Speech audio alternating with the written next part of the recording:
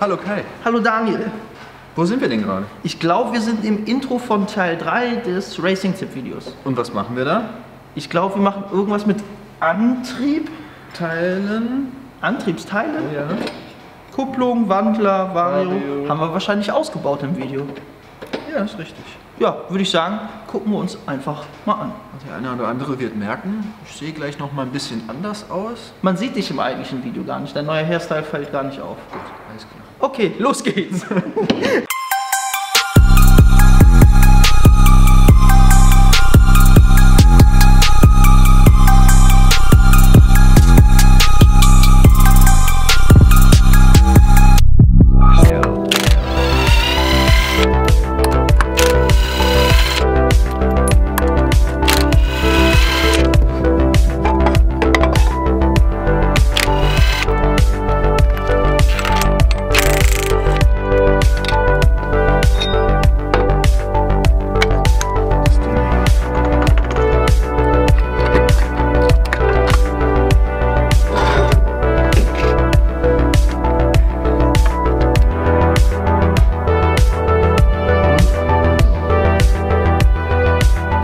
Den Antrieb haben wir ausgebaut. Normalerweise mache ich das natürlich immer direkt am Roller auf dem Prüfstand. Da seht ihr aber jetzt relativ wenig, deswegen haben wir es gerade hier auf die Werkbank gelegt.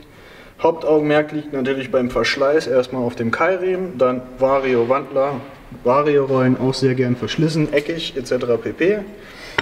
Kommen wir direkt zu besagten Keilriemen. Der Keilriemen hat jetzt keine Ahnung wie lang gelaufen. Messen wir mal nach, wie breit er ist. Das sind jetzt so grob 18 mm oder ziemlich genau 18 mm. Jetzt haben wir uns eben einen neuen Keilriemen aus dem Lager geholt. Exakt der gleiche. Daran zu erkennen, da ist die Artikelnummer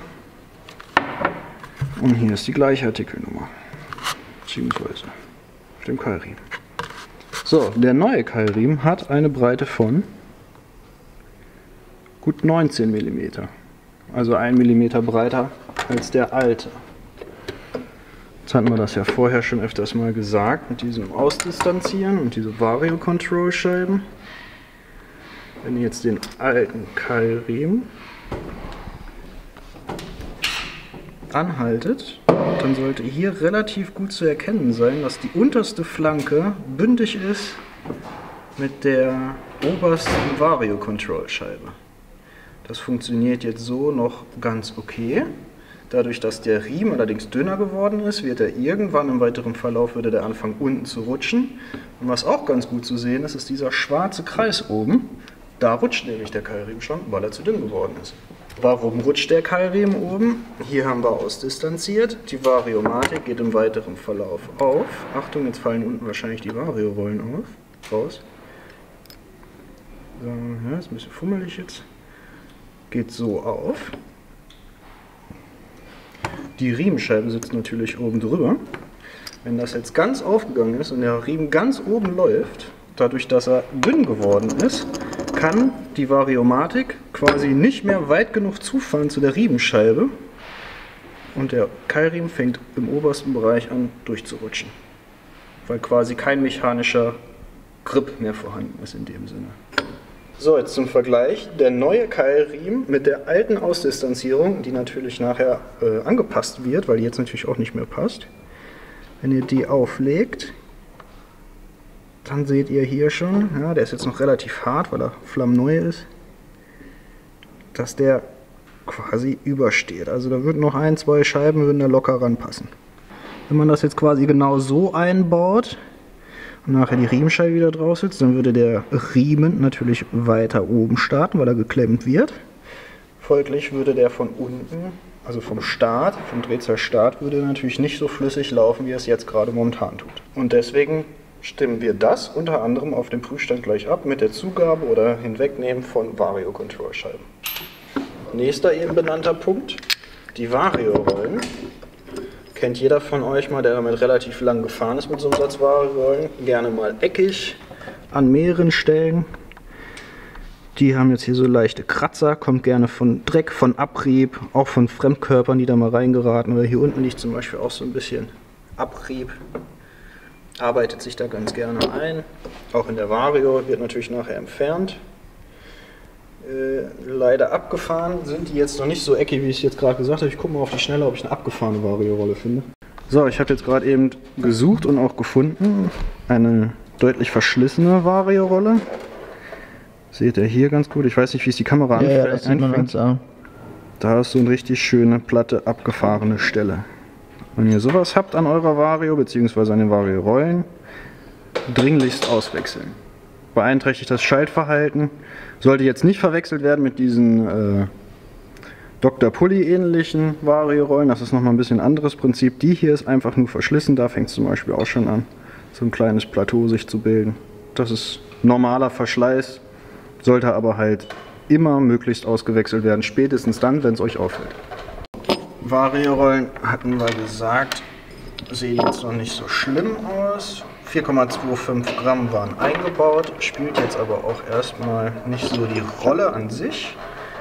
Ich will nämlich darauf hinaus, dass die Variomatik dreckig ist.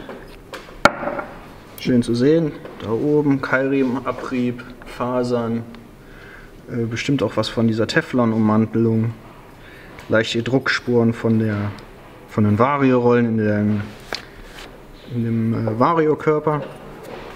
Sieht man auch schon, lässt sich schon fast so mit dem Finger hier entfernen. Sollte man auch einmal im Zuge dessen sauber machen, weil wie gesagt, auch dieser Dreck und diese Verunreinigung nachher das Schaltverhalten ab einem gewissen Punkt und einem gewissen Grad negativ beeinflussen können. Sauber machen reicht ein ganz normales Papiertuch, ein trockenes. Muss kein Reiniger dran und sollte auch erstmal kein Reiniger enthalten sein. Ihr solltet nur aufpassen, dass ihr mit der dreckigen Seite nicht nachher hier drauf rumfummelt. Das ist nämlich kontraproduktiv. Auch natürlich hier, ebenso bei den Vario-Rollen, irgendwann im späteren Verlauf wird sich auch quasi die Vario-Rolle hier in dieser Laufbahn einarbeiten. Das passiert irgendwann. Ist jetzt aber hier noch nicht der Fall. Man sieht zwar, dass die Laufbahn hier ganz gut ausgelaufen ist, aber noch nicht beschädigt. Und quasi, dass die Beschichtung so etwas weg ist. Wenn ich das jetzt sieht man das, dass das glänzt? Nee. Tut aber der Funktion keinen Abbruch, muss man sich noch keine Sorgen drum machen. Yep. So, Wandler lassen wir jetzt einfach erstmal so, wie wir ihn ausgebaut haben. Unschwer zu erkennen, sonderlich dreckig ist er nicht. Wandlerscheiben sind auch sauber. Solange wie wir da jetzt gleich auf dem Prüfstand nichts feststellen, dass irgendwo ein Problem ist, lasse ich das erstmal so zusammen, weil ich denke, ich werde im weiteren Verlauf auch noch die Gegendruckfeder zumindest mal probehalber wechseln, um zu gucken, ob wir die Leistung hinten raus ein bisschen besser halten können.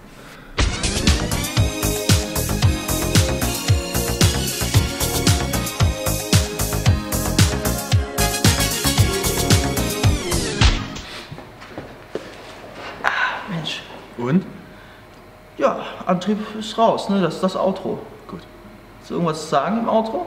Nee, Willst du dich einbringen? Nee. Soll ich einen Monolog halten? Der Monolog-Kai schlägt gleich wieder Okay, zu. guck mal, ich habe dir noch was mitgebracht. Was hast du denn damit vor? Sag doch erstmal, was das ist. Luftfilter. Luftfilter. Also für dich kann das nicht sein. Nee, ist zum Verlosen. Wenn ihr Bock habt auf so einen Luftfilter, hier der gute Stage 6 Luftfilter, da geht richtig was durch. Sportluft. Da geht Sportluft durch. Den verlosen wir. Wenn ihr Bock habt, schreibt es unten in die Kommentare. Wir wählen dann in einem Video den besten, lustigsten, kreativsten Kommentar aus. Dann schicken wir euch das zu. Vielleicht. Oder halt einfach irgendeinen. Nee, genau dieser. Ich habe extra den rausgesucht. Nee, ich meine Kommentar. Oder vielleicht einfach irgendeinen, wenn wir uns nicht einigen können. Okay, also wenn ihr Bock habt, schreibt es unten in die Kommentare. Dann macht ihr mit. Ansonsten Anregungen, Fragen. Beleidigungen, Verbesserungsvorschläge. Wenn eure Zünd-Up original vorbeizieht, könnt ihr es auch gerne unten in die Kommentare schreiben. Das war's für den Moment. Nächste Woche geht's weiter mit neuen Videos. Macht es gut. Hade, tschüss.